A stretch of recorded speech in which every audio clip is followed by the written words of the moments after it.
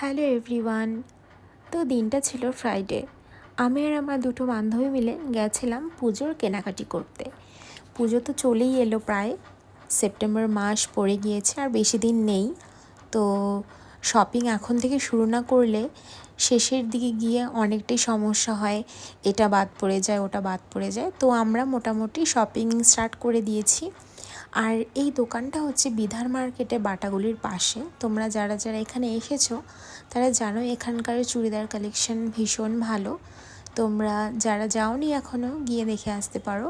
তারপর সেখান থেকে সবাই আমরা দুটো করে চুড়িদার নিয়ে চলে গেলাম মার্কেটের ভেতরে। এখানে কিছু কানের দুল দেখছিলাম, বেশ পছন্দ হয়েছে, তো আমি এই কানের দুলটা নিলাম আর কি।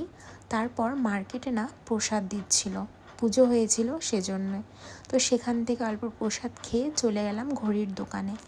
তো ওখানে তেমন কোনো ঘড়ি আমার পছন্দ হয়নি, তো ভাবলাম এই সানগ্লাসটা নিব। আর যেহেতু সন্ধে হয়ে গেছিলো না, তো সানগ্লাসটা আমি ঠিক সন্ধ্যাবেলায় নেওয়াটা পছন্দ করি না, কারণ ঠিকঠাক বোঝা যায় না যে কোনটা ভালো কোনটা খারাপ। আর এই দেখো আমি দুটো চুড়িদার নিয়েছি, পুজোর সময় তোমাদের পরে অবশ্যই দেখাবো। আর এই কানের দুলটা কত সুন্দর হয়েছে না দেখতে।